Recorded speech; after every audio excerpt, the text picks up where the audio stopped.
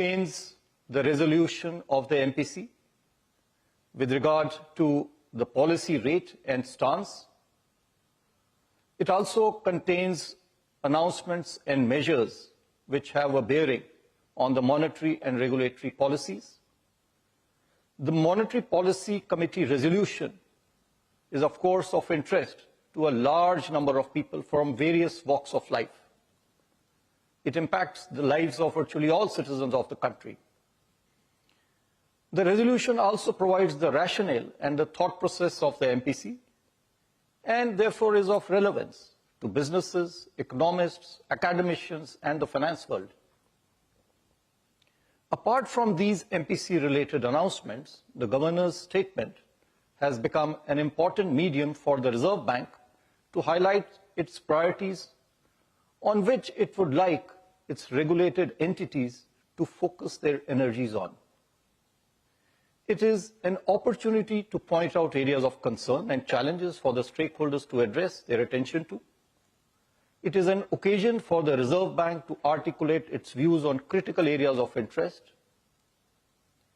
I will continue with this practice of a detailed statement after each MPC committee meeting. Now, before I come to the resolution of the MPC, kindly allow me a moment to reflect on the experience of the flexible inflation targeting framework. You are all aware that this inflation framework was put in place in the year 2016 and it was reviewed in the year 2021. You are all also aware that this is a monumental change in the monetary policy history of our country. And so I thought it fit that I reflect on the experience of the flexible inflation targeting framework. Well, I believe that it has served the Indian economy very well over these years, including the very challenging period since the pandemic.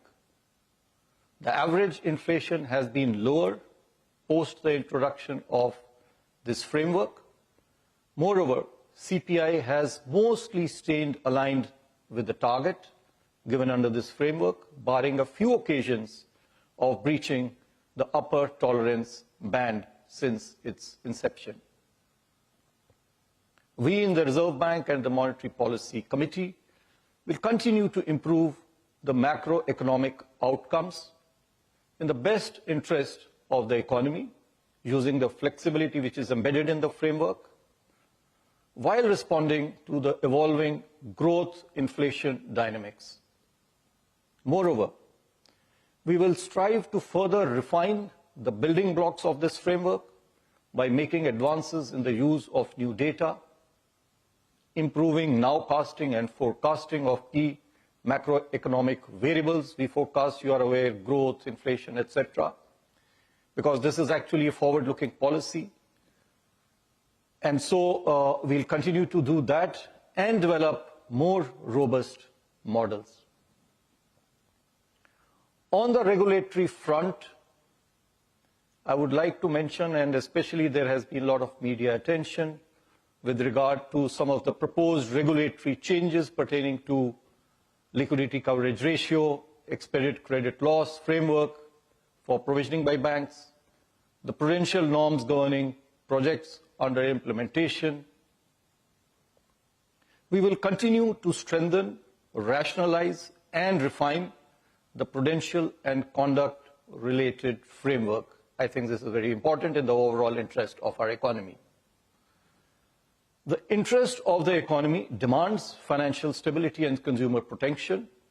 Our mandate in the RBI is to enhance both of them. At the same time, I would like to emphasize that the economic interest also warrants increasing efficiency in the economy, and this too is our duty. We recognize that just like there are no free lunches, regulation to enhance stability and consumer protection too is not devoid of costs. There are trade-offs between stability and efficiency. We will keep this trade-off in mind while formulating each and every regulation. it will be our attempt to strike the right balance, keeping in view the benefits and costs of regulation. I also want to reassure all stakeholders that we will continue with the consultative process which the RBI has been doing over the years in this regulation-making process. The suggestions of the stakeholders are very valuable, and we will continue to give serious consideration to them before taking any major decision. We will also ensure that the implementation of such regulations is smooth. We will give sufficient time for transition, and where regulations have major implications, the implementation will be done in a phased manner. Coming to the global economy, the global economic backdrop remains challenging. The global economy is growing below the historical average, even though high-frequency indicators suggest resilience, along with continued expansion in trade. Progress on global disinflation is stalling, hindered by services price inflation. With receding expectations on the size and pace of rate cuts in the US dollar has strengthened, bond yields have hardened, emerging market economies have witnessed large capital outflows, leading to sharp depreciation of their currencies and tightening of financial conditions. Divergent trajectories of monetary policy across advanced economies, lingering geopolitical tensions, and elevated trade and policy uncertainties have exacerbated financial market volatility. Such an uncertain global environment has posed difficult policy trade-offs for emerging market economies. The Indian economy, though continuing to remain strong and resilient, also did not remain immune to these global headwinds, with the Indian rupee coming under depreciation pressure, as you would have noticed in the recent months. At the Reserve Bank, I would like to assure all of you we have been employing all tools at our disposal to face the multi-pronged challenges. With this backdrop, let me now come to the Monetary Policy Committee resolution. As I mentioned, we met these last 3 days, concluding today. And after a detailed assessment of the evolving macroeconomic and financial developments and the economic outlook, as I mentioned, we are forward-looking, the MPC decided unanimously to reduce the policy rate by 25 basis points from 6.5% to 6.25%. I repeat, the MPC unanimously decided to reduce the policy rate by 25 basis points from 6.5% to 6.25%. Consequently, the Standing Deposit Facility, SDF, the SDF rate shall be at 6.0%, and the marginal standing facility rate, also called the MCF rate, and the bank rate shall be 6.5%. The MPC also decided unanimously, again, to continue with the neutral stance and remain unambiguously focused on a durable alignment of inflation with the target while supporting growth. I shall now state the rationale for the decision in brief. The MPC noted that inflation has declined, supported by favorable outlook on food and continuing transmission of past monetary policy action. It is expected to further moderate in 2025-26, gradually aligning with the target. The MPC also noted that though growth is expected to recover from the low of Q2 of 2024-25 this year, it is much below that of last year. Last year, you are all aware, it was 8.2%. This growth inflation dynamics opens up policy space for the MPC to support growth, while remaining focused on aligning inflation with the target. And accordingly, the MPC decided to reduce the policy rate, by 25 basis points to 6.25%. At the same time, the MPC felt that excessive volatility in global financial markets and continued uncertainties about global trade policies, coupled with adverse weather events, pose risks to the growth and inflation outlook. This calls for the MPC to remain watchful. Accordingly, it decided to continue with a neutral stance. This will provide MPC with the flexibility to respond to evolving macroeconomic environment. With this, now I come to the assessment of growth and inflation. First of all, growth. As per the first advanced estimates, real GDP growth for the current year is estimated at 6.4%. The numbers were released by MOSPI recently. This is a softer expansion after a robust 8.2% growth last year. Going forward, economic activity is expected to improve in the coming year. Agricultural activity remains upbeat on the back of healthy reservoir levels and bright Rabi prospects. Manufacturing activity is expected to recover gradually in the second half of this year and beyond. Early corporate results for Q3, and we have more than 50% of the results now as we speak. It indicates a mild recovery in the manufacturing sector. Mining and electricity are rebounding from monsoon-related disruptions in Q2. Business expectations remain upbeat, as evident from the PMI Manufacturing Future Output Index.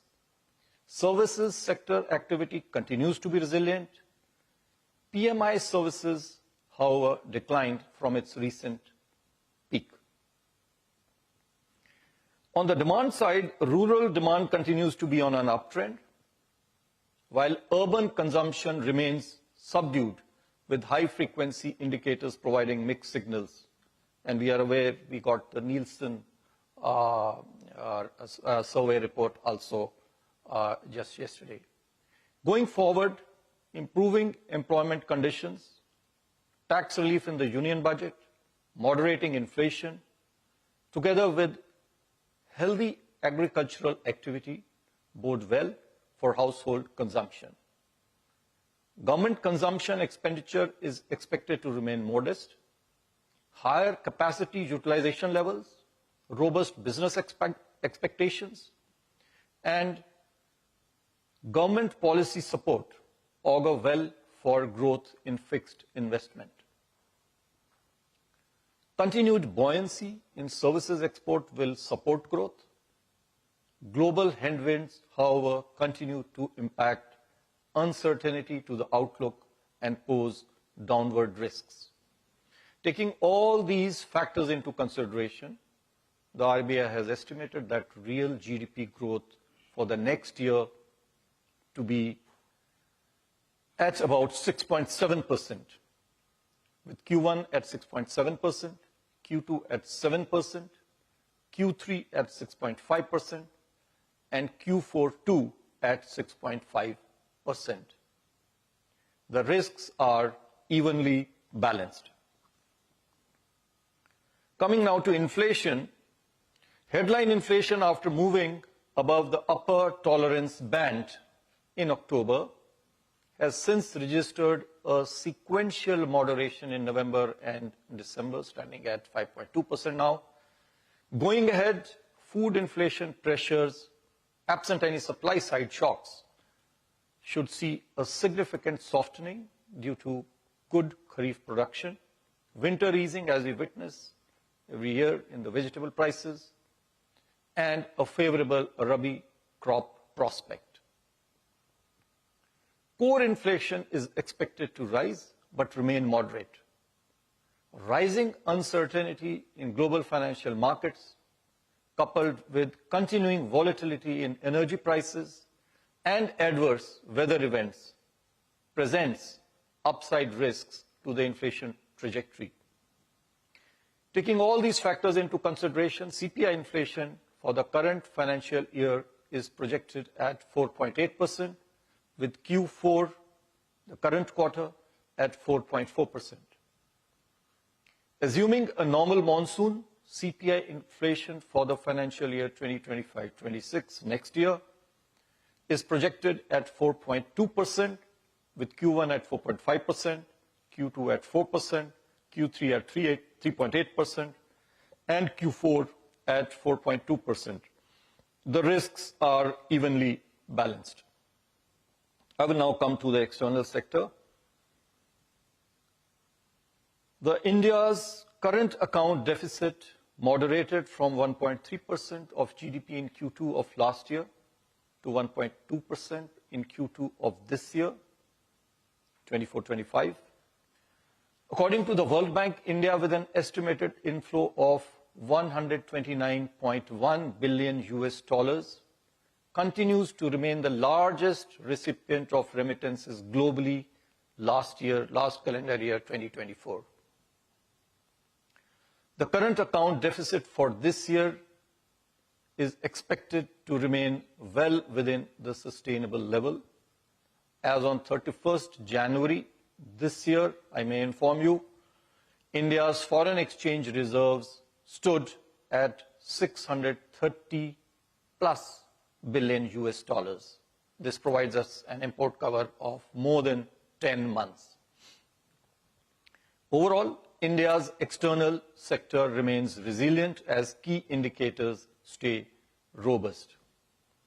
I would like to mention over here, and especially because there has been commentary in the media about the Reserve Bank's exchange policy. Well, the Reserve Bank's exchange rate policy over the years has remained very, very consistent. Our stated objective is to maintain orderliness and stability without compromising market efficiency. The Reserve Bank believes in the market efficiency of the markets that we have in India for Forex. Accordingly, our interventions in the Forex market focus on smoothing excessive and disruptive volatility. It does not target any specific exchange rate level or band. The exchange rate of the Indian rupee is determined by market forces, and we will continue with this policy. Coming now to liquidity and financial market conditions, I may state that after remaining in surplus from July to November 2024, system liquidity as measured by the average net position under the liquidity adjustment facility did turn into a deficit during December 2024 and January 2025. This drainage of liquidity is mainly attributed to advanced tax payments in December 2024. You are aware there are quarterly advanced tax payments to be made, December being that particular month. For the advanced tax payments for Q3, that did have an impact. Capital outflows, again, one has witnessed some capital outflows because of various reasons. Forex operations, and a significant pickup in currency in circulation as we witness every year in January. It has been, however, I would like to mention over here that we have observed that some banks are reluctant to on-lend in the uncollateralized call money market. They are passively parking funds with the Reserve Bank. I take this opportunity to all the banks to urge them to actively trade amongst themselves in this uncollateralized call money market, so as to make it deeper and vibrant for better signal extraction from the weighted average call money rate. The Reserve Bank is committed. I want to assure everyone that the Reserve Bank is committed to provide sufficient system liquidity. We have taken a number of steps in this regard, and we will continue to monitor the evolving liquidity and financial market conditions and proactively take appropriate measures I repeat, proactively take appropriate measures to ensure orderly liquidity conditions as may be required for the system. And when I say liquidity, it means not only transit, overnight liquidity, but also durable liquidity to meet the requirements of the system. I now come to financial stability. The system-level financial parameters for the scheduled commercial banks continue to be healthy. The credit deposit ratio for the banking system at the end of January 2025 was at 80.8%, broadly similar to that on 30th September 2024. Bank liquidity buffers are sufficient, though the net interest margin moderated, return on assets and return on equity are robust. The system-level parameters for NBFCs too are very healthy. I also take this opportunity today to mention that the Reserve Bank has been observing Financial Literacy Week annually since 2016. This is with the purpose to enhance financial education in our country. Last year too, we did this campaign. This campaign was focused last year on empowering youth adults. This year, recognizing the critical and multifaceted role of women in society, this campaign will emphasize on women's role in financial decision-making and household budgeting. I sincerely urge all banks to actively participate in this campaign on the theme Financial Literacy, Women's Prosperity. It starts from 24th of this month. Now, before I conclude, I shall be announcing some additional measures. Necessary directions and circulars for these shall be issued separately. First of all, on digital security, the rapid digitalization of financial services has brought convenience to all of us, at the same time efficiency, but it has also increased exposure to cyber threats and digital risks, which are again getting sophisticated day by day. The surge in digital frauds is a matter of concern. It warrants action by all stakeholders. The Reserve Bank has been taking various measures to enhance digital security in the banking and payments system. Introduction of additional factor of authentication for digital payments is one such measure. It is now proposed to extend this to online international digital payments made to offshore merchants who are enabled for such authentication. Second, the Reserve Bank shall implement the bank.in exclusive internet domain for Indian banks. Registration for this domain name will commence from April this year. This will help avoid banking frauds. This will be followed by the fin.in domain for the whole of the financial sector. The banks and NBFCs, I would urge them to also continuously improve preventive and detective controls to mitigate cyber risks. They must develop robust incident response and recovery mechanisms, reinforced through periodic testing for operational resilience. Third measure that I am announcing today, over the past few years, we have expanded the suite of interest rate derivative products available to market participants to manage their interest rate risks. We shall now, to this suite, include forward contracts in government securities. This would facilitate long-term investors, such as insurance funds, to manage their interest rate risk across interest rate cycles.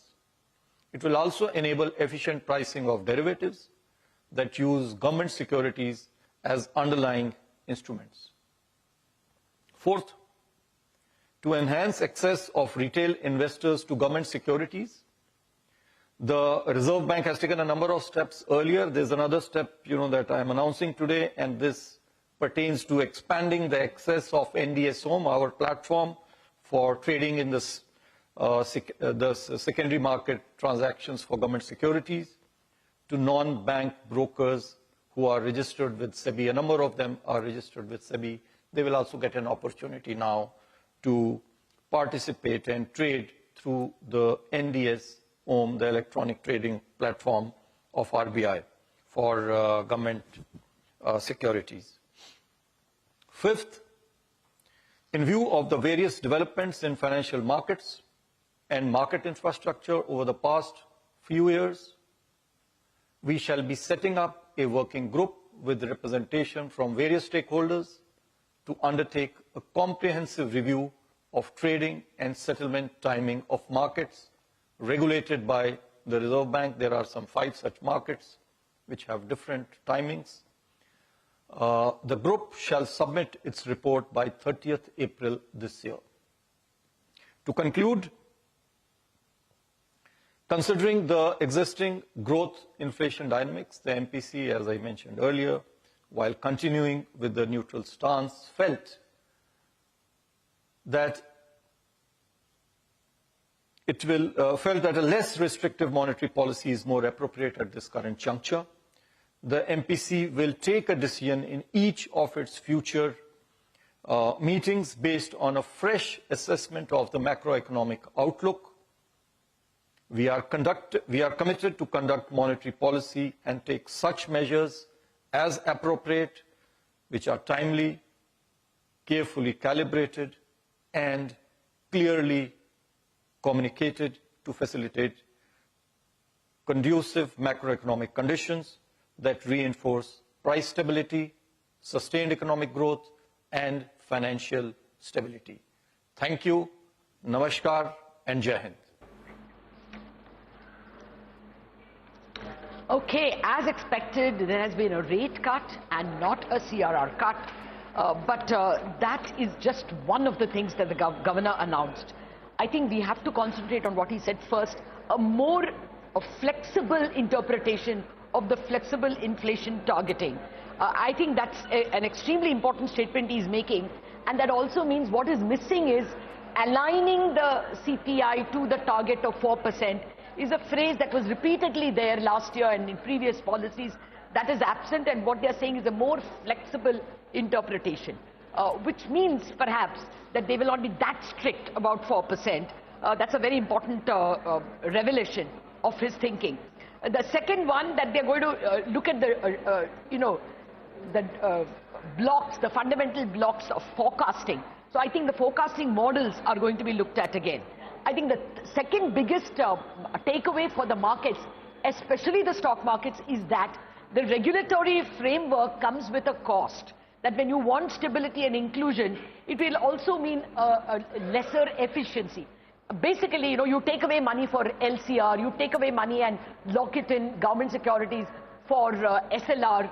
For these purposes, the priority sector, that also takes away from efficiency. So my sense is it's a veiled way of indicating that LCR is not going to be effective on April 1st. We will, of course, ask him that in the monetary policy. On CRR and liquidity, he has only said he will give as much liquidity as needed. There is no indication of surplus. Very clearly, we will take proactive steps, but he is not saying surplus liquidity, which means liquidity as and when needed is the message that's coming. So my sense is it's very clearly on regulation, they will go soft. Flexibility of the flexible inflation targeting will be more adhered to, and there is going to be a redefinition in terms of the macros. They're going to make it smoother or perhaps more accurate. Then I think a very big takeaway is that many banks are unwilling to lend in the call market. They lend in the repo market, not in the call market. There is a fear in the market, in the banks, that if you borrow from repo and lend in the call, then the auditors will ask questions. I think he's telling the bankers, please come and lend in the call market. Auditors will not ask questions. I think that's again a very, very big signal that banks were waiting for, and I'm glad it has been given. But basically for the markets, a 0.25% rate cut and a more flexible interpretation. I would interpret that as almost accommodative, but the stance is still neutral. Let me get to the experts before I come to Ritu, who will have more things to contribute. Upasana, what would you surmise from what you have heard? Do you expect a rate cut in April, for instance? Yes, of course, Lata. I think it's a very much in line with expectations policy across the board, if you look at. Just want to highlight one thing that, as you mentioned, the flexible inflation targeting. I think earlier we were in doubts whether we will have to wait for 4% to be achieved before an action is taken. I think today's emphasis on flexibility of inflation targeting kind of provides cues on the fact that if inflation is broadly looking ahead in line with 4% target, then growth can be considered as a primary objective. And in this environment, when the growth inflation dynamics was looking fairly benign, I think this was the perfect time for RBI to have acted. And I think more than that, on the second leg is the liquidity angle, wherein the liquidity stance has to be more or less in sync with RBI's policy stance. They have already acted ahead, and that kind of had sets the stage for a repo rate cut. So, the liquidity easing measures which have been announced, and we believe that there will be more coming, but they will have to be on a wait and watch mode. Clearly, they will have to be watching that closely. But liquidity will be playing a much more important role going ahead now that RBI has delivered that 25 basis of rate cut, which was broadly in line with what I think everyone in the market was expecting. No, but since he says more flexible, are you expecting April cut? Yes, Lata, we are cumulatively looking at 50 basis of rate cut. So with one gone, I think we have now one more rate cut to go, and it is better to go ahead with back-to-back rate cuts, because the room, I think, for incremental rate cuts more and more will be limited. Okay. All right. Just coming back to all of you, let me get Kaushik's first thoughts and then go to Ritu. Kaushik, what were your key takeaways, and more importantly, what next? Hi, Lata. This is, I think, excellent policy decision to cut 25 basis points and don't go overboard on liquidity. RBI has already announced liquidity measures. Governor mentioned the word proactively and stressed on it. So as and when it is required in March, after the OMO purchases are over, if they feel like they need to give more, they'll definitely give more OMO purchases, or FX swap, another 5 billion, all those will be coming. As I told you in the expectations part, that I don't expect CRR to be cut, so they haven't touched. At a later point, if it is required, that may be seen, but I don't think CRR will be required, given that in May, RBI will give a very big dividend, 2.3, 2.4 trillion to the government of India. That will also add to liquidity as the government spends. The other thing that caught my attention, and I liked the fact, is that the governor stressed on the part of being monetary policy being forward-looking. So you do not need to wait for 4% inflation to start cutting. You have to start in advance seeing the runway. And if the runway is showing you that inflation will average about 4.2 in the next fiscal year, even at say 6% repo rate, your real policy rate is still 1.75 positive. So I think RBI has done the right thing. April, there's another rate cut for sure. And after that, I think the stance will change to accommodative, simply because after 50 basis points rate cut, RBI may not want to reduce the repo rate too much, because the Fed has only cut 100 basis points. But if you still want to give some bit of easing, that time you can bring in more liquidity and drive an effective easing by driving short-term rates closer to the SDF rate. So the short-term rates can fall to 5.75 with the repo rate staying at 6%. And that is how you achieve that, by changing the stance to accommodative, because once you change the stance to accommodative, the liquidity stance also has to be aligned with the rate stance. And in that scenario, you can only pause or cut rates, and then short-term rates need to come to the lower end of the corridor. Yeah. That's my point. Yeah. Very important to note that the rupee has actually not moved much. Before the policy started, I noted the rupee, it was 87.46, now 87.48. So despite the fact that the rate cut has come, it's largely priced in and there isn't any further reaction. Let me invite the biggest banker in the country, SBI's Ashwini Tiwari is also joining in. Mr. Tiwari, good morning. Thank you very much for your time. Can you tell us the key takeaways from a banking point of view? They've asked you all to lend more in the call and not keep away. No questions will be asked by your auditors or by the supervision department. Also, more derivatives for insurance companies, to hedge longer term G-Secs. More retail participation, can come into the NDSO markets. Those are also been announced. But from a banking point of view, what's your takeaway? Good morning, Lata. Thank you for having me. I think the rate cut is broadly in line with our expectations and our house view. So no surprises there. The balance point, which he talked about, balance between policy and growth, I think that's very welcome. In terms of banking, I think you already listed out the things which has been there. But the only thing I would like to correct is it's not that we are not participating in the call money market. We are very much there. And this gives a far more flexibility, the derivatives which have been announced. And more importantly, the cyber things he talked about in the bank domain, we are engaged with them and we'll work with them. I think RBI is very geared up to protect customers from digital frauds. And therefore, overall, in terms of having a system, whole of system approach with RBI and the government, this is also a step in the right direction. So overall, I would say that the takeaways are that the banks should continue to be cautious, yet be focused on lending and doing the job which they are supposed to do. So that way, the RBI has made our job more simpler and given us the enablements. But very quickly, Mr. Ashwini Tiwari, a 25 basis point rate cut you had factored in. What does that mean for banks like yourself? Your external benchmark linked book is less than a third of your total assets.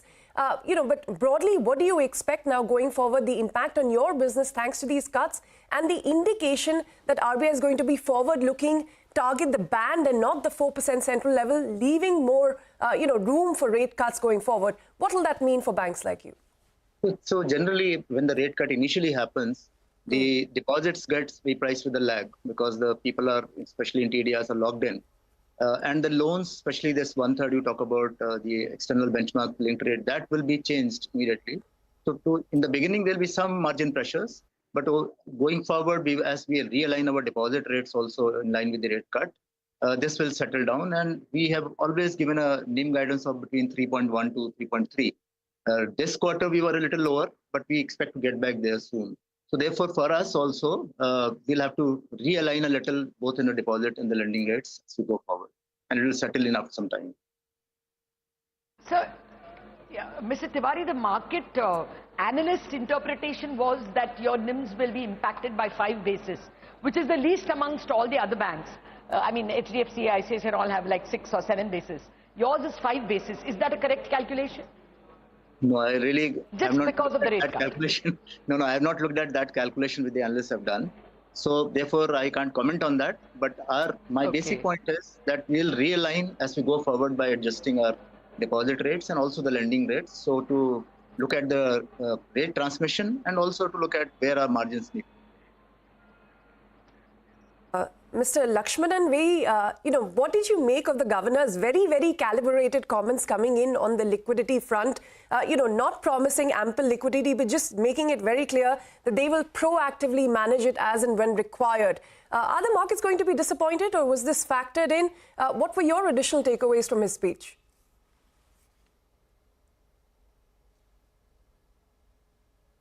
Mr. Lakshmanan, I think you're on mute. My apologies. No, yes, so this was definitely as per the predominant market expectations. If you look at the markets and the response thereafter, markets have not moved much. You would note the currency level, but importantly the OIS levels, the G-Secs, of course, the yields have moved up a bit. But overall, this being a predominant expectation, I don't think market is disappointed by any means.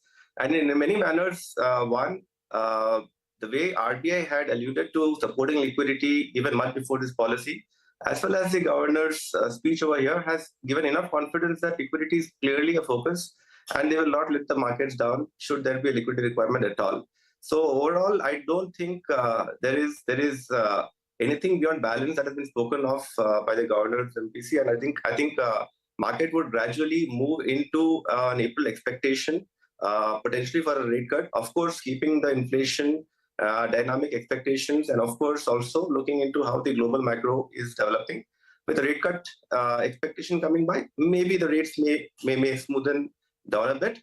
But overall, I think there is not much to be either overly euphoric or disappointed about. Okay. Well, the call rate has already fallen, obviously. It's now at 6.35, midpoint between 625 and 650. And I would assume it will eventually go to 6/4. As Mr. Tiwari says, we have no objection to lending in the call. But, call volumes are in 5 figures. They are in thousands, 10,000s of crores. Whereas the TREPS volume is going to 1 lakh crore. So clearly you are preferring the collateralized lending market and not the uncollateralized lending market, and the governor is requesting you all to lend more over there. Call has come down naturally because the repo, the MSF rate, everything would be down by 25 basis. Shobit Malhotra is also with us. Shobit, lots of announcements for your market actually. You all can now participate in the NDS home, and there are also these derivatives available. How does life change for you all? What is also your call on the 10-year bond yield?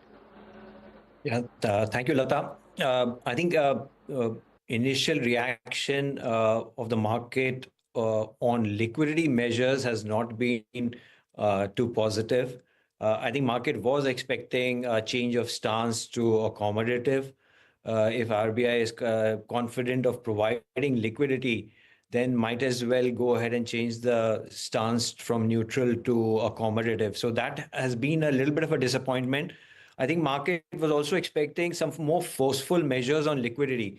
So rate cut without liquidity being in surplus on a durable basis may not lead to good transmission. So if we want, transmission of rate cut to happen in the economy and growth to improve, I think it has to be accompanied with far more liquidity to be provided to the system. I think from that point of view, I think market is a little bit disappointed from the policy. I'm not too confident also on the next cut happening in the April policy. There was a lot of reference to global headwinds, uncertainty, global financial markets, volatility. So if that were to increase, I think RBI may choose to wait and watch and then go in for the deciding on the rate trajectory. So I think confidence of the market may be a little bit shaken post this policy. I think change of stance could have been done. More forceful liquidity measures could have been provided. The transmission of rate cut would have been far better. But unfortunately, that hasn't happened. So let's see what kind of measures come out after this 3 or 4 measures which RBI has announced on liquidity, whether we continue to see more of those or, we have to wait and, system has to go again into negative and deficit and then something comes up. So I think a little bit of a proactive approach would have helped the system far better. Well, absolutely take your point. The stance remains at neutral, not accommodative, and no overt promises of ample liquidity at all. But Mr. Ashwini Tiwari, quick question to you about the initial comments made by the governor. Very clearly stated that they will give sufficient time for transition when it comes to big changes, in policies and guidelines, and where the implications are large, the transitions are going to be done in a phased manner. Now, what is your reading of these statements in the context of the LCR rules kicking in from the 1st of April? Of course, then there's also the ECL transition and the project financing norms. You think the governor's indicating that, that timeline may be extended? We really can't interpret on what RBI wants to say because all these 3 have been around, these draft notifications have been around for some time. And we have already given our inputs to RBI on what we think about each of these and what the improvements could be. So therefore, we will wait for RBI to actually announce a date as to when they will implement. And if and when decided to implement, then clearly the window of implementation will be adequate because some of these like ECL and all will need substantive IT changes and system changes, which will require a long time. So therefore, and of course, the additional provisioning which will be required. So I think the time factor which the governor is saying, we will see how that happens because we will wait to hear from them finally as to when they want to implement this. Okay. No, Mr. Tiwari, but I think Ritu is asking a very relevant question. For the first time we are hearing the Reserve Bank say that regulatory intent for higher financial customer service or for financial stability like CRR, SLR, LCR, while they have serve a purpose, they come at a cost. We've never heard the Reserve Bank say that, and certainly not on the policy day. So is it a reasonable bet to assume that it won't be April 1st, LCR rules? No. As banks, we don't bet on any. We will ask him. We will ask him on your behalf. Please ask him. So we will wait for. No, we will ask him on your behalf. No, thank you for that. But we will wait for the formal announcement. Yeah. Because we will be ready. I mean, we'll make ourselves ready if and when this is announced. So right now, I don't want to conjecture on. Okay. I want to follow up on what the Federal Bank Treasurer, Mr. Lakshman, is saying, that they could have been more generous with liquidity. They could have indicated an accommodative stance. I think that will be kudos to the Reserve Bank, that they have maintained the continuity from December. It is not looking like it is another, Reserve Bank altogether. It is the same economy and it is the same caution. So, Kaushik, your thoughts? Do you think that the market would be disappointed in terms of the governor not being very generous in his liquidity statements? Lata, I think the governor gave a lot of assurance that he'll be proactive. So RBI is watching this liquidity situation very closely. I don't think, you need to get everything on one day. Obviously, markets will want as much as they could get. But there's a sequencing that you need to keep in mind. So October, we changed the stance to neutral. December, we had a CRR cut. And then we had more liquidity measures before the rate cut. So you had the rate cut. Don't expect everything on the same day. So on April, you'll get another rate cut. And along with that time is the time when you should change the stance to accommodative. Because at that time, once you had a rate cut, you'll not have a rate hike, right? Neutral means you can hike, you can cut, you can pause. But now that you've had a rate cut, April would be a good time when you say, I can either pause or I can cut rates. And that is the time to announce a rate cut and give the accommodative stance. After that, people will take a bet whether RBI will cut more than 50. I'm in the camp thinking that RBI will not cut more than 50 unless the Fed does more than 100 basis points. And it doesn't look like the Fed will do anything immediately. So you could get an effective easing after April. And that you can achieve through more liquidity coming in and driving the short-term rates to the SDF rate. Then your accommodative stance on rates and liquidity will be at sync. And that is why I think, RBI, once the OMO purchases are done for February 20th, which is the last one, for March, if RBI sees more tightening, suppose RBI sees, as Shobit was saying, they will go ahead and announce more OMO purchases or FX swap in March. Why announce today for March when you have 90,000 crore of liquidity is still yet to come? VRR is there today afternoon and then 40,000 crore more of liquidity. So you'll have to just wait it out. And it's not like RBI has to announce everything in the next April policy. They can come in between as well as far as liquidity is concerned. Okay. Let me just pose one more question on similar lines to Upasana. Upasana, are you getting a sense that they will be niggardly or they will be very, very careful with liquidity? Or you're getting a sense that they will provide adequately?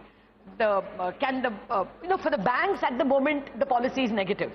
That is, the repo rate has been cut. And so at least between 5 and 7 basis points, there is an impact on margins.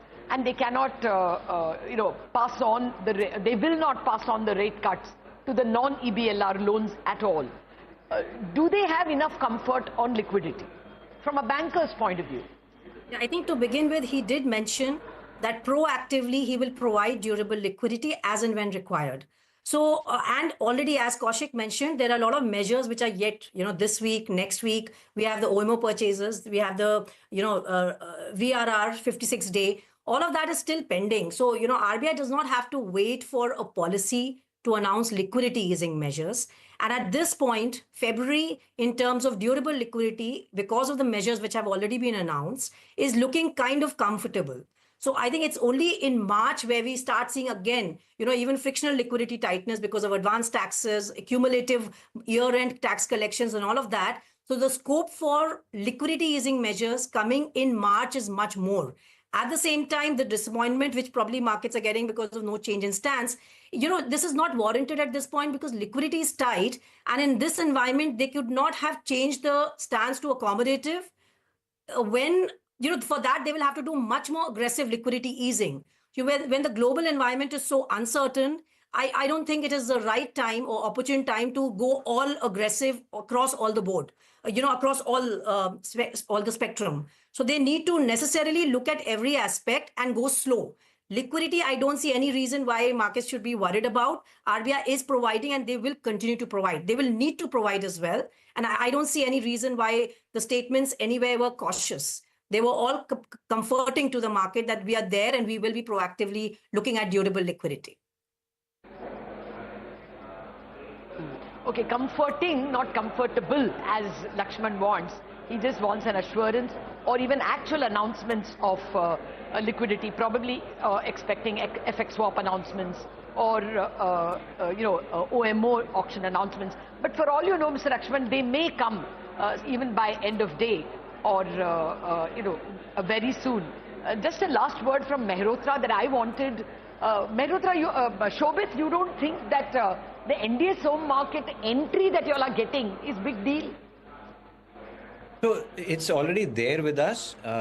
As mutual funds, we have access to NDS Home. I think what he mentioned was certain brokers registered with SEBI will get access to NDS Home. Yes, it will improve liquidity in the market. Anyways, government bond market liquidity is very good. The NDS Home platform is a great platform for trading by banks, insurance companies, mutual funds. So we are already there on it. Insurance companies, banks, everybody is already on it. Now there'll be some additional brokers coming onto it, which perhaps may lead to some bit of improvement in liquidity, maybe in some, off-the-run securities and, that kind of a demand could get channeled through these brokers on NDS Home. That's right. I mean, RBI said that they will allow access to SEBI-registered non-bank brokers to NDS Home, like you were clarifying. But Kaushik, if you look at the fine print again, it was a very quick, 30-minute speech from the governor, very short compared to what we're used to seeing. Any additional takeaways, anything we've missed talking about that you also want to hear in the press conference detailed? Yeah, so you can ask if you get the opportunity with what kind of real interest rate the RBI is looking at, forward-looking policy. If you remember, under the previous regime, they had specified 1.4 to 1.9% positive real rates for, kind of deciding how much rate cuts can happen with respect to forward-looking inflation. Whether any thought, has changed at RBI with the growth numbers that we've got, are they willing to look at lower real interest rate, which could then, make up room for further rate cuts? I'm sure RBI will not give you that answer, but you could, kind of ask that question. The other thing is that I think the forecasts have become very realistic now. The growth forecast is at 6.7, which is on the higher side of the economic survey band of 6.3 to 6.8. At Deutsche Bank, we have a forecast of 6.5% growth for next year, but this is more or less in line. On 28th February, you know that the CSO will give the October-December GDP number. So those things can change. But generally, the growth number is pretty realistic. And inflation at 4.2%. Also, I think it's very realistic. We have a 4.3% forecast. But the positive real rate, whether anything has changed at RBI, that could be a good question to ask. Sure. Just very quick forward-looking summaries from all of you. Upasana, starting with you. At 4.2% sort of CPI, outlook for the rest of the year, 6.7% GDP. What is the total quantum of rate cuts you're expecting in this cycle after the 25 basis points? Maximum 50, but we are at, we can say 25 to 50. 25 to 50. Okay, Shobit, what is your expectation? I think my expectation is for a shallow easing cycle. I think growth number of 6.7 is still a little bit on the higher side. If growth disappoints by a big margin, only then we would probably get more than 50 basis points. But my sense is I don't think April will get back-to-back rate cut. Perhaps in the later part of the year, we'll get the second cut. Sure. And very quickly, Mr. Lakshmanan, what is your sense, total quantum of cuts? Yeah, well, largely the growth number dependent. 2 rate cuts for sure, maybe a third one, should the growth numbers be disappointing. All right. So not a very steep rate cutting cycle is the expectation from here on out after the 25 basis point rate cut. On that note, Kaushik Das, Upasana Bharadwaj, Shobit Malhotra, Mr. Tiwari, of course, Mr. Lakshmanan, Thank you very much for joining us here and helping us parse through this very important policy. We've kick-started the rate cut cycle with an expected 25 basis point rate cut. On that note, from Lata and me, it's a goodbye and thank you very much for watching. Lata, to you for your final comments. Well, I think the Reserve Bank Governor has played for continuity excellently well. Continuity and change beautifully blended. Continuity in terms of, that phrase which I was looking for is there, to align inflation to target. It's there, so very much keeping with that continuity that we are focused on the target, but giving himself that room by saying that we will concentrate on the flexible part of the flexible inflation targeting, also adding that regulation should also not take away too much from efficiency. I think it's a brilliant blend of continuity and change. For the markets itself, at the moment, the disappointment is there's only a rate cut. There is not that much of an assurance on liquidity or on the next rate cut by changing the stance. But I think that may be clarified in the upcoming press conference. That's what we will wait for, whether there is more generosity in the way he tackles the liquidity questions and whether there is more accommodation in the way he tackles the interest rate questions. Excellent policy, I would say, and excellent use of language. With that, it's a break now, over to the stock market coverage and how the markets have interpreted it, and at 12 o'clock, back to the Reserve Bank.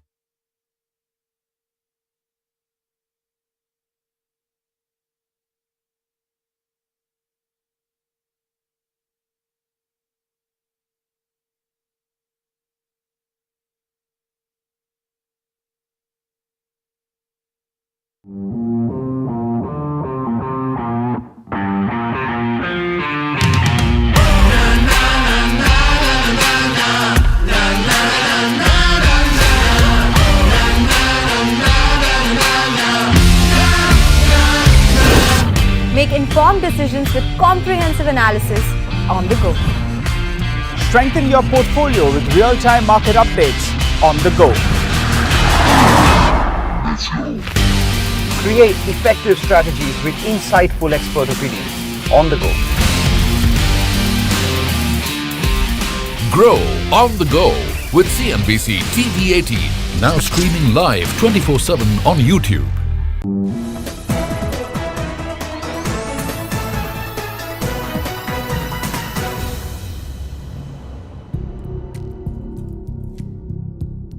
Tensions between employees and management at Samsung's Sriperumbudur plant just outside Chennai have surfaced yet again.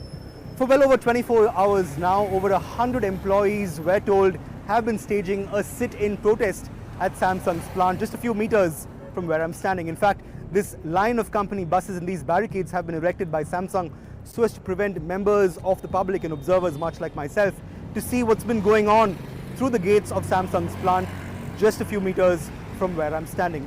Now, the issue is simply this.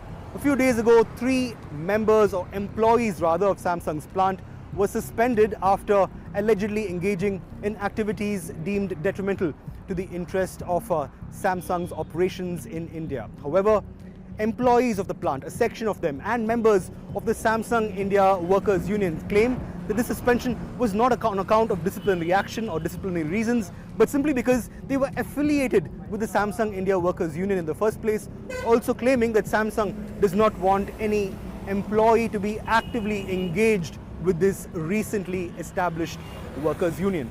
Now remember, this isn't the first time that issues or a face-off between Samsung's management and employees have cropped up. In September, nearly 1,100 employees of this very plant staged a protest outside plant premises, claiming for better privileges, more representation, better pay, and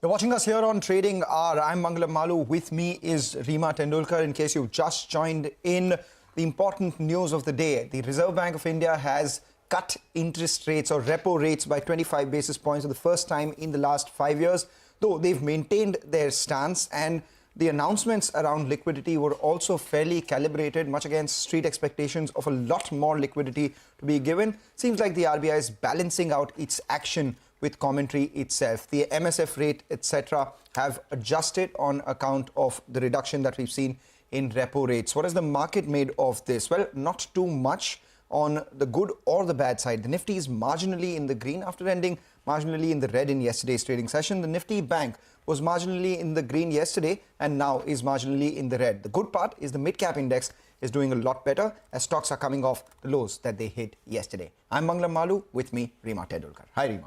Hi, I think the two key words from the RBI this time is one is flexible and the other one is forward-looking when it comes to inflation targeting, because that sets the stage for, Sanjay Malhotra's, term as the RBI governor. And economists are quick to point out that perhaps in April also a rate cut is coming. But finally, I think, Mangalam, we can say thank God it's Friday, right? Like, this has been a long week because it was a continuation of last week, the budget in the middle squeezed in. So finally, done for the week. Notwithstanding the results, the slew of results. Especially on the consumer front. Yeah, a lot on the consumer front. But we're wrapping up this week. Well, you've still got about 4.5 hours to go. But we're counting down. And for the week so far, it's been a gain of close to about 0.5% on the benchmark indices. Banks are soft today. The Nifty Bank is down about 0.2%. But for the week, it's already clocked in about a 1.5% gain. Ajay Srivastava, Managing Director at Dimensions Corporate Finance Services, is with us on the show as usual. He always joins us unfailingly on Policy Day. Ajay, your first words, wise words? Good morning. I have no wise or unwise, but he has done what he was brought here to do, is to give this symbolic cut. I think we all knew the RBI governor, the X1, did not want to push in, which is very correct decision. There is no reason to have pushed in a very symbolic rate. It's not that the banks are going to cut down the interest rates of anybody at this point of time. It's not that the people who want to put money into the bank as deposits are going to be happy if they cut down anything. So I think it's been a pure symbolic gesture if you ask me to say, okay, we want to cut down the rate. Now, why do we want to cut down the rate? Because inflation has not gone down. The liquidity situation is tight in the market. The rupee, the parity with the US interest rate is worse compared to last year. So if you look at the parameters of why he's done it, I think the whole market knows it's symbolic. Okay, let's push one more button and see if the growth comes in. But I think, we are more focused on the results which are coming through. We are more focused to see what's going to happen to the rupee dollar gap, which has now opened up for people who borrowed in foreign currency. And largely speaking, as you see, the market is very, very indifferent to this 25 basis point, because I don't have a terminal right now here with me, but I don't think the yields have gone down at all based upon this rate cut. So, well, symbolic rate cut, be happy that there's so-called rate cut, but nothing much will change in terms of stock market. My friend, results will still count, and what happens in the US and the Europe markets is going to make a difference to us. So it's not going to bring FIs back in a hurry, certainly. That's the problem. Yeah, Ajay, thank you very much. I wanted to stay back to understand from you, how you have understood the policy. Thank you very much for that excellent wrap. And your point about yield is well taken. It was at 6.65 before the policy cut. After the policy cut, it went to 6.69 because the expectation was maybe he will say accommodative stance. He didn't. He only gave a cut. So it's exactly where it was yesterday, 6.69, the 10-year bond yield, that is. But, if you can tell us how you will interpret it as a bank investor, in case you are holding a bank share, how would you look at it? On the one hand, the repo cut will mean the external benchmark loans will have to be marked lower. So there is about a 5 basis point drop in NIMs for most of the banks. But the governor is also promising more liquidity. He has told them that he is happy with the credit deposit ratio. I mean, in approximately those words. That is, you don't have to, scrounge on credit anymore. He's also said that he wants them to lend actively in the call. So regulation should not be all about prudence. It should also look at the efficiency cost, giving the impression that the LCR is definitely pushed out. It will not start on April 1. Is all this making you bank positive?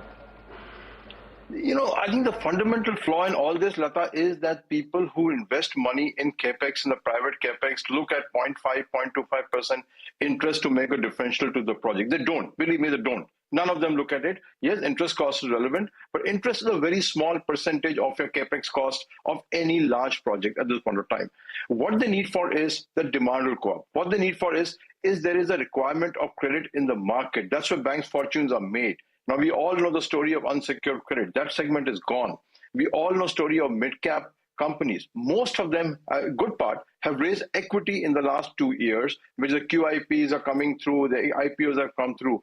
Requirement of bank loans has gone down in the system of the credit-worthy bank who could have been lent the money to. Banks have a fundamental problem. They got people who want to borrow who they don't want to lend to, and the people who they want to lend to don't want to borrow from the bank. There's a fundamental, and it's a spin-off of what happened in the equity market. Our companies capitalized it so well. Okay, may I ask, just as a counter, I agree with you that a large part of the unsecured loan constituency is hurt, but there is one borrowable constituency which has now 1 lakh rupees more in its pocket because of lower taxes. So while capex cycle may not have started off in the way in which one would like it, the retail borrower has more, the potential retail borrower has more money in his pocket, and therefore instead of taking an EMI of 90,000, he can take an EMI of 1 lakh, because there's 10,000 more rupees by way of tax giveaways. As well, banks have been told to lend. Credit deposit ratio is fine, is what the governor is saying. And he's saying that we will give more liquidity. The neutral question is, what is your attitude to banking stocks? Are you attracted to banking or NBFC stock now? For the last 2 years, we've told you we have not held a single bank stock. We don't hold the banking index at all, zero. And the reasons we just outlined is, and I will not buy the bank stocks again for the same reason. 3 reasons. 1, whom you want to lend to don't want to borrow. Number 2, look at the number of banks compared to requirement. The competition is severe for the good quality names, and therefore it's very difficult to make money in the market. Maybe the banks which have got subsidiaries, which is insurance, mutual fund, etc., will do better. But a pure banking company today really has no way to generate value for your shareholders compared to many other segments of the economy. So for an investor, I think banking still remains a no-go territory as far as we are concerned. Nothing has changed in the whole scenario as far as we are concerned, and therefore their ability to give you shareholder return excess of 15-18%, Lata, is very difficult.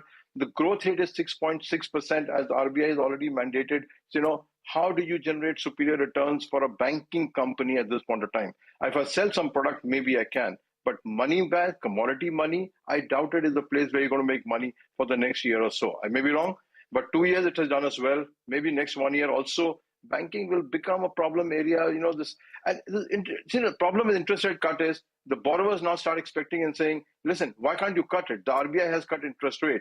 The guy who's lending, the FD guy is saying, listen, I'm not going to give it to you. I'm going to go to the X bank who's going to give me a higher rate. So banks are now caught in a worse jam. The borrowers want it to be lower interest rate, and the depositors saying, if you don't give me the same rate, I'm going somewhere else. Imagine the plight of the bank. Okay. Not a good place for shareholders, right? Okay.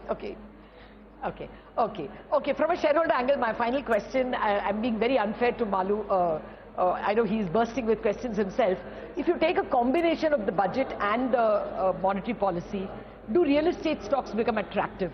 Do consumer durable stocks become attractive because of the BNPL, uptick that may come?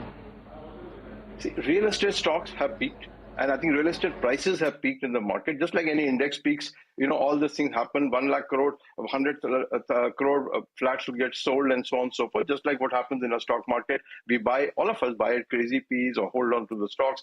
Real estate sector is in for a correction for the simple reason it's too overbought, too many investors sitting in real estate, actual holding who will want to dispose it off. So if you look at the next 3-year scenario, what we have analyzed, there'll be almost 50 to 60% of real estate bought in the last 2 years will come back to the market to be sold. And you know what happens once the prices plateau in real estate? Everybody wants to sell faster and faster. So that's why we said real estate sector, not only for interest rate, leave it aside, but the reason is overbought by financial investors who will want to dispose of properties, squeezing out primary sales out of the market for the real estate developers. So it's peaked, my friend. Unfortunately, if you're still there, whoever gets out, if you're an investor in the share, you're good enough. But I think for the next 1 to 1.5 years, real estate prices, underlying real estate stocks have peaked and will show a decline in our view. Maybe wrong, but that's what our view is. All right, we take that point, Lata. Thank you for those questions. A lot of them we thought of, you'd asked. We will wrap it up on just one note. You said that you are not looking at the RBI policy or anything. It's the earnings that matter the most. Of the earnings that have come by so far, what is it that you liked, in particular, any sector which you think is on the cusp of a turnaround? I won't say turnaround because already grown up. I think the hotels have surprised on the upside to say the kind of resilience they're showing, and still the rates in the market are absolutely phenomenal. I think that's one sector which has given us a great comfort that for 2 years time frame, you are in a good sector by and large. As a whole hotel, 6-7 companies listed, so you don't have too many choices of that, but also means that the segment is fairly concentrated. So hotels is one. Aviation is definitely the second one, which has surprised to the strength. Yes, there is issues on rupee dollar, which will keep coming in, but I think the demand supply is going to be in favor of these companies. So aviation, hotels, I think is very good. Capex at this point of time has corrected dramatically. So MNC Capex companies, now perhaps the results have been good. As always in market cut down, everything gets sold, but I think the MNC Capex companies represent a phenomenal turnaround scenario for the next 2 to 3 years, in spite of government lower capex, because they supply to a different part of the industry. And the last one is, I think, auto ancillaries. I think they will be doing well. And the final one, where we have a large holding, is commodities. With rupee at 88, 89, now they can price their commodities 5% higher than they could last year, even if volumes are same. And that all that 5% will go to the bottom line. So I think commodity companies, there are very few in this country, will reap a huge bonus dividend in the next 12 months. Nothing to be done, just thanks to rupee dollar. Indeed, the weakness in the currency has made the domestic companies far more competitive. That point is well taken. Thank you very much, Ajay, for joining in. He likes hotels, he likes aviation. They've surprised him with the kind of resilience across the last few years. MNC Capex companies, and then you've got commodity names. Get into a break, and that gives us a cue to talk about commodities on the other side of this break with Manisha Gupta.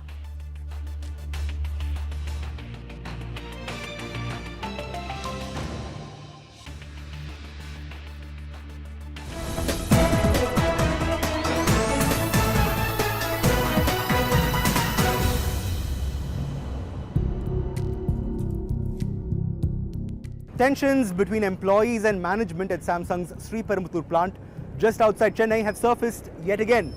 For well over 24 hours now, over 100 employees, we're told, have been staging a sit-in protest at Samsung's plant just a few meters from where I'm standing. In fact, this line of company buses and these barricades have been erected by Samsung so as to prevent members of the public and observers, much like myself, to see what's been going on through the gates of Samsung's plant just a few meters from where I'm standing. Now, the issue is simply this. A few days ago, 3 members or employees rather of Samsung's plant were suspended after allegedly engaging in activities deemed detrimental to the interest of Samsung's operations in India. However, employees of the plant, a section of them, and members of the Samsung India Workers Union claim that this suspension was not on account of disciplinary action or disciplinary reasons, but simply because they were affiliated with the Samsung India Workers Union in the first place, also claiming that Samsung does not want any employee to be actively engaged with this recently established workers union. Now remember, this isn't the first time that issues or a face-off between Samsung's management and employees have cropped up. In September, nearly 1,100 employees of this very plant staged a protest outside plant premises, claiming for better privileges, more representation, better pay, and also representation by way of a union which Samsung said all that while that it was averse to forming in the first place. However, following the Madras High Court's intervention, Samsung India Workers Union became a registered union under the Tamil Nadu Labour Department, thereby ensuring that some of these workers' demands pertaining to representation by way of a union was summarily met. However, these issues clearly have not been laid to rest, simply on account of the recent suspension of those 3 employees. Now, the issue is simply this. While these employees claim that they were suspended for their affiliation, Samsung in a statement has said the employees in question violated the company policy and have been suspended temporarily and will be subject to appropriate disciplinary action following a formal inquiry, end quote. Now, while it's a case of he said, she said between Samsung and its employees, the fact is that these outstanding issues between Samsung and its employees don't seem to be going away anytime now, given the fact that both the employees and the management seem to be heading in different directions with regard to what they expect of each other pertaining to both representation and a basic disciplinary expectation.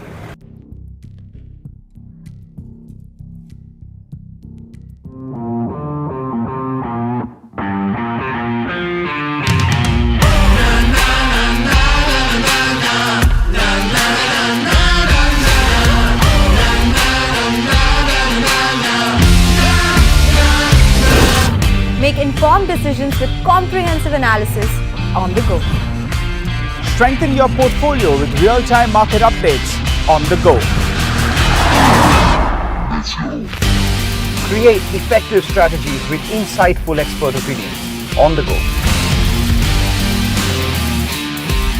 Grow on the go with CNBC.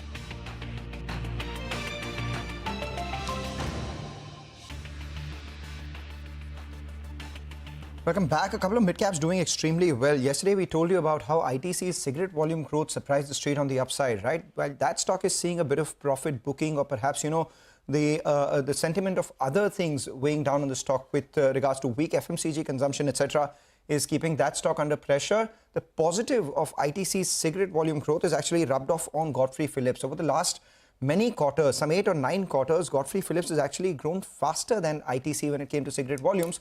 So could that be the case this time also or not, is what the street is betting on. That stock up around 8% on a day when the mid-caps are doing a lot better as well. But the RBI policy is done with, the rupees weakened. What does all of that have to do with commodities? Manisha joins in on a roundup of that. And Manisha, you're also looking at gold. Well, I am, yes. We've done an all-time high of 2880 an ounce, and we've come slightly off those kind of levels right now, but the markets are not really giving up because every decline has led to a buying opportunity in India and various other international markets as well. Well, the US president's aggressive trade policies is the major reason for that. And then the street is also looking at global central bank buying, which in the last 3 years has been above $1,000 and 1,000 tons rather. And if you look at the last 15 years, the global central banks have been net buyers in case of gold. The World Gold Council report also tells you that in 2024, the global gold buying has been at a record high. It has been up 1%, but 4,900 tons is what global markets have bought. And apart from that, there also was a Citi report overnight which says that they are preponing their $3,000 an ounce target for gold, and they expect the gold prices to hit 3,000 in the next 1 to 3 months itself. I also want to take you through on what various global central banks really have done in sense of revision in forecast for their gold prices. When you look at HSBC, Deutsche Bank, Macquarie, well, all of them believe that gold prices could be between 2,600 to 2,800 on the higher side. 2,900 is what ANZ has put it out as well. JP Morgan believes 2,800 to 2,900 is where the gold prices could be trading within. And then you have this complete bandwagon which believes $3,000 per ounce is in the coming, and that is Citi, Goldman Sachs, UBS, Bank of America, which believe that there is more steam left in gold, and you could be looking at higher highs from here. Well, 3,000 doesn't seem so far away when you're already at 2864. Thank you, Manisha, for that. Get into a break. Before that, let's get you the Growth Code, a special initiative by Grow and CNBC TV18 designed to provide you with valuable insights and strategies to navigate the market and make informed decisions. Today, we'll unpack the risks of speculative trading and the lessons learned in the aftermath of the infamous 2001 Ketan Parekh scam. Speculative trading creates artificial demand and can inflate prices, often resulting in market bubbles. But one small prick and the entire illusion vanishes in an instant. Speculation is the reason 90% intraday traders end up with net losses. Speculative trading dominates the market despite its risk is because of the lure of quick gains, lack of common sense, and there's obviously a lot of greed as well. Time after time, we have seen this cycle repeating. Right now, the money at stake is far higher and is of great concern at the moment. The 2001 Ketan Parekh scam exposed the perils of unchecked speculation. Fueled by insider information and excessive leverage, Parekh manipulated stock prices to siphon off over 40,000 crore. One of the biggest things that happened in Ketan Parekh's scam was a kind of a narrative that got built. The hype was built so much that it ended up brainwashing the retail investors and traders. The biggest problem here was that while they were investing, the pump and dump scheme was happening simultaneously. The crisis forced a reckoning, with the market regulator implementing sweeping reforms. Circular trading was abolished. A central fraud registry was created and stock options were introduced for the first time. The scam definitely highlighted the risk of speculative trading and thereafter shifted the investors' focus to relatively safer and established companies. Investors became far more aware of the risks in speculative trading and the pump and dump schemes. Though the markets post-2020 also need similar kind of awareness. While the scam helped correct systemic issues, traders also learnt about the risks of speculative trading. Learnings from the Ketan Parekh scam helped India build a stronger, more resilient market.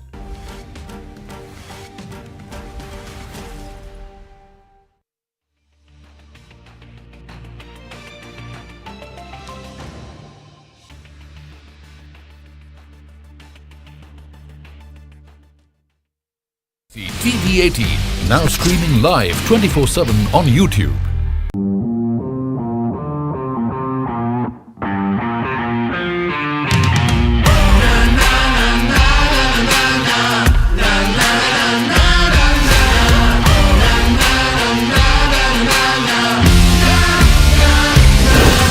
Make informed decisions with comprehensive analysis on the go. Strengthen your portfolio with real-time market updates on the go. Create effective strategies with insightful expert opinions on the go. Grow on the go with CNBC-TV18, now streaming live 24/7 on YouTube.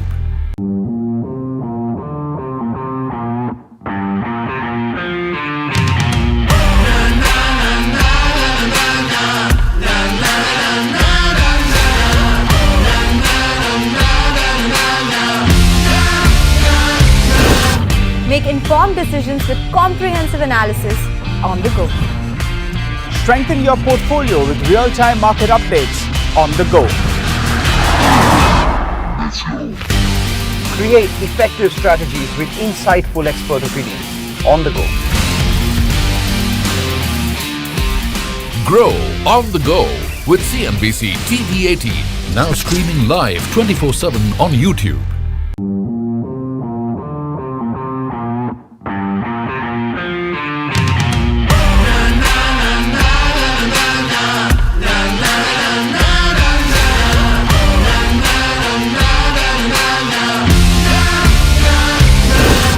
Make informed decisions with comprehensive analysis on the go.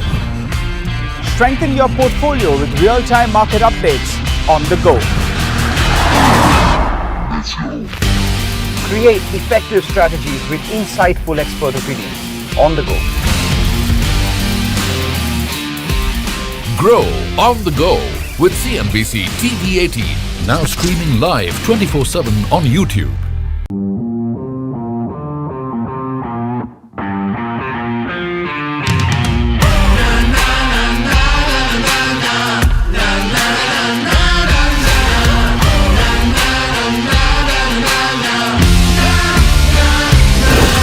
Make informed decisions with comprehensive analysis on the go. Strengthen your portfolio with real-time market updates on the go. Create effective strategies with insightful expert opinions on the go. Grow on the go with CNBC-TV18, now streaming live 24/7 on YouTube.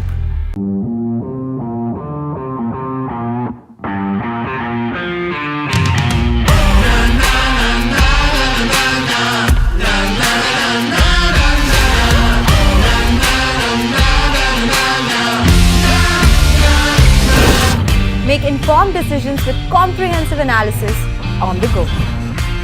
Strengthen your portfolio with real-time market updates on the go. Create effective strategies with insightful expert opinions on the go. Grow on the go with CNBC-TV18, now streaming live 24/7 on YouTube.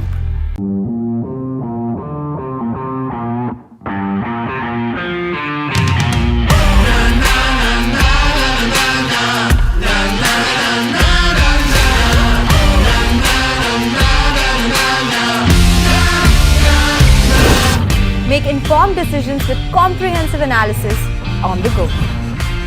Strengthen your portfolio with real-time market updates on the go. Create effective strategies with insightful expert opinions on the go. Grow on the go with CNBC-TV18, now streaming live 24/7 on YouTube. Very smartly, 5 million added in Q3. Thirdly, the India mobile revenue. So on and whole, you take the revenues, you take the, you take the volumes, you take the realization or the ARPU, and revenues have gone up by 5.8% ahead of what peers have done. And also what the street is taking note of is that the price hikes took place in July. So Q2 and Q3 benefited from the price hikes, and we've seen a near 17% jump in the revenues, which basically means the entire benefit of the tariff hike has flowed through into the revenue. They've not lost anything due to down trading or just losing subscribers on the network. So that is a positive. The entire price hike seems to have been absorbed. Take that point, and the stock is understandably up around 5% on that data. The other one on our radar is NCC. It's on the back of its third quarter numbers. Sudarshan, how did the numbers look? So NCC has reported a weak set of earnings. It has missed EBITDA estimates by almost 10%. Margin has missed estimates by more than 100 basis points. But more than weak earnings, what has caught the attention is cut in FY25 guidance. Now, FY25 revenue growth now seen at 5% versus earlier guidance of 15%, and margin is seen at 9.25% versus guidance of 9.5 to 10%. Also on debt level, gross debt has seen a sharp increase. As of December 2024, gross debt was rupees 2,400 crore versus 1,700 crore that company had reported as of September 2024, and it's because of the delay in one of the payments related to JJM. And after this, JM Fin has come out with a note. It maintains buy call but has cut target to rupees 330. Also, it has cut FY25, 26, 27 EPS estimates by somewhere in the range of 12 to 27%. So weak earnings and guidance cut, and because of that, you are seeing a big fall in NCC. Quite the accident of the day, 10% down on NCC now. But let's get to Upasana now for PG Electroplast. Stock is up 5%. Well, the company has reported good set of numbers above street estimates, and mind you that the company has raised its FY25 revenue and profit guidance. Now, company says that the growth momentum in the product business continues to remain very strong, which has led to a strong performance, especially in the revenue. Now, company has reported a revenue growth of 82%, which was led by product business, which grew 1.4 times on a Y-on-Y basis. Now, company says that it is seeing a good momentum in RAC due to channel filling in the anticipation of strong summer season, and clocked a growth of over 1.8 times in Q3 FY25. Coming to the numbers now, revenue stood at 968 as highlighted earlier with an uptick of 82%. Gross margins expanded by 110 basis points at 21.6. EBITDA margins also stood above the street estimates at 8.8% with an expansion of 90 basis points. And lastly, PAT also saw an uptick of nearly 1.1 times at 40 crores. Now, coming to the guidance of the company for FY25, company has overdone a 7% upward revision in the revenue guidance at 4,550 crores now, and 12% increase in PAT guidance at 280 crores. For FY25. All right. So all in all, strong set of numbers. All right, Upasana, thanks a lot for that. But Reema, Indus Towers is also something that you're watching. There's news. Yes. So the company has acquired 16,100 towers from Airtel and Bharti Hexacom, and they'll be paying about 3,300 crore rupees for this. Now, Citi says this transaction is favorable for the company. One, because the capital will be used for the core operations. Secondly, the company will be funding this by debt. So it does not in any way change the dividend payout plans. Remember, the street is hopeful now that the Vodafone Idea issue has been sort of resolved. They're getting money from Vodafone Idea. The company will pay a hefty dividend of 18 rupees in Q4. So that thesis remains intact. And plus, according to Citi, valuations are fairly reasonable, which is why they have a buy call. So they've acquired towers, which is core competence for the company, and it doesn't change the expectation of a dividend payout. All right, we take that point. That's Indus Tower up around 3%. But the accident of the day, the other accident of the day is BKG.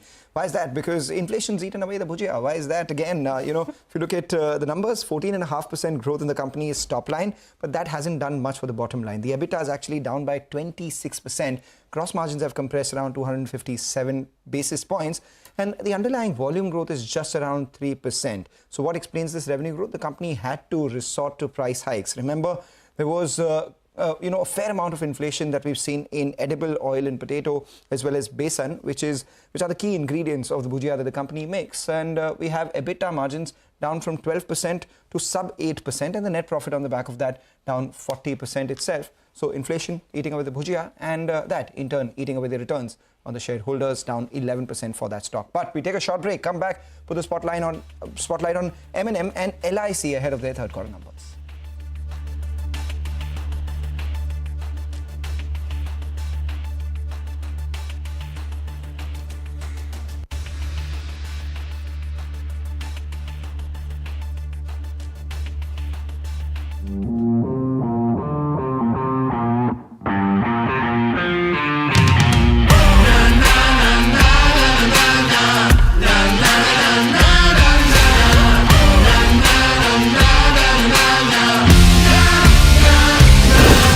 Make informed decisions with comprehensive analysis on the go.